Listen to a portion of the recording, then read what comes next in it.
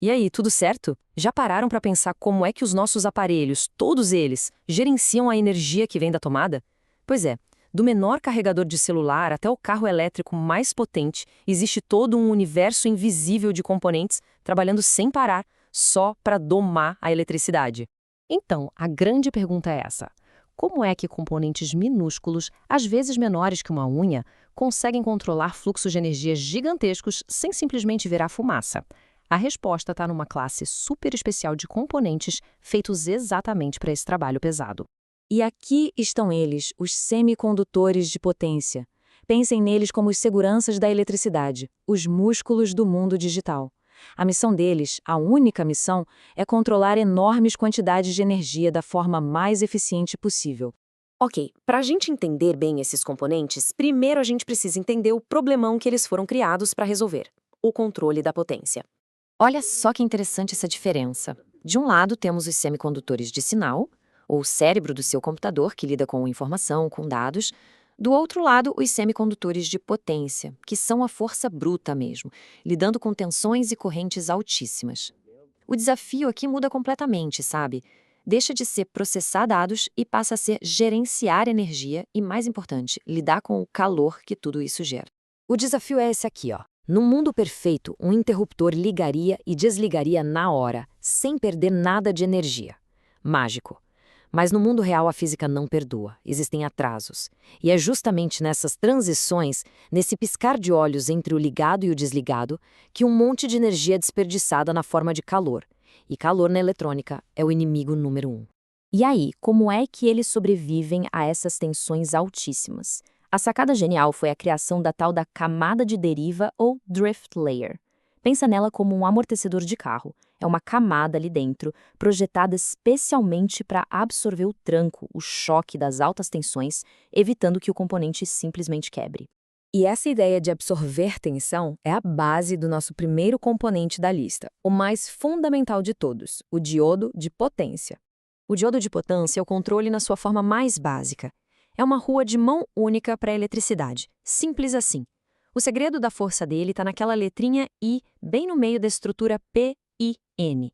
Essa é a camada de deriva, a camada intrínseca que absorve a tensão e dá ao diodo toda a sua robustez. Então, o ponto crucial é que a ineficiência, ou seja, essa perda de energia, acontece basicamente em dois momentos. Primeiro, quando o dispositivo está ligado, conduzindo corrente, ele gera calor. Isso a gente chama de perda por condução. E segundo, naquele instante mínimo em que ele liga ou desliga, ele também gera um pico de calor. Isso é a perda por chaveamento. E de quanto calor a gente está falando? Bom, num cenário bem realista, um único diodo pode dissipar 12 watts. Pode não parecer muito, mas é por isso que seu notebook precisa daquela ventoinha barulhenta ou que o carregador do seu celular fica quente. É energia pura sendo transformada em calor que precisa ser tirado dali para nada queimar. Só que o diodo tem um calcanhar de Aquiles. Ele não desliga na hora. Leva um tempinho, um momento chamado de recuperação reversa, onde ele ainda conduz um pouquinho de corrente no sentido errado antes de fechar de vez. Em baixas velocidades, tudo bem, mas em altas frequências, esse pequeno defeito vira um problemão, gerando perdas enormes por chaveamento. Pois é, essa lentidão e essa falta de controle do diodo pediu uma solução mais inteligente. E a engenharia, claro, encontrou essa solução num componente bem mais sofisticado, o MOSFET. E aqui está ele, o MOSFET de potência. Diferente do diodo, ele tem um terceiro terminal, o gate, a porta. Ele é o cérebro da operação. Agora a gente não precisa mais esperar a física decidir quando ligar ou desligar. A gente dá o comando. E o funcionamento é de uma simplicidade genial.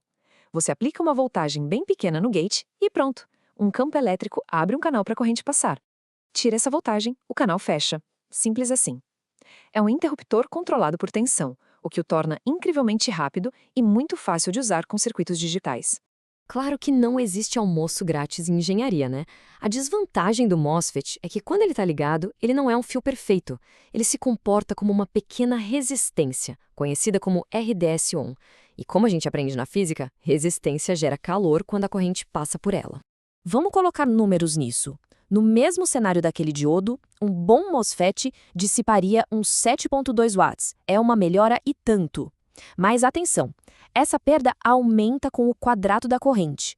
Ou seja, se dobrar a corrente, a perda não dobra, ela quadruplica. E é esse o fator que limita o uso dele em aplicações de altíssima potência.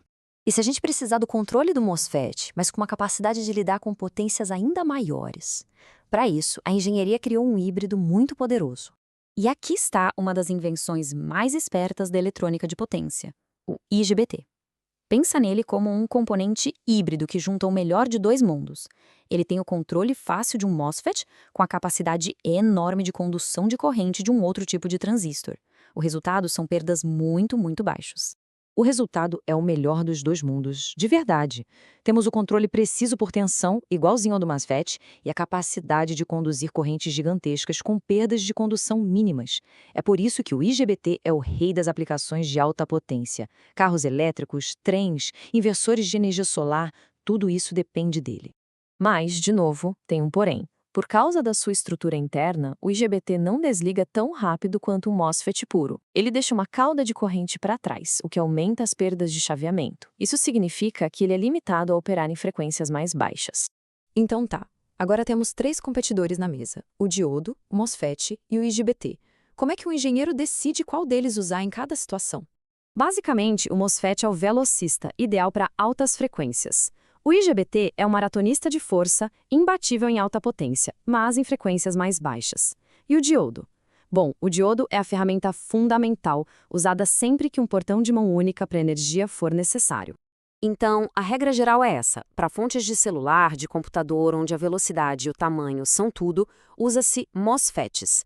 Para controlar o motor de um carro elétrico ou um sistema de energia solar, onde a potência bruta é o mais importante, o IGBT é a escolha certa.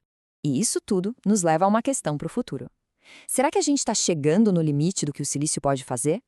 Com a demanda por mais eficiência e mais potência crescendo sem parar, a próxima revolução virá de novos materiais ou de designers ainda mais inteligentes?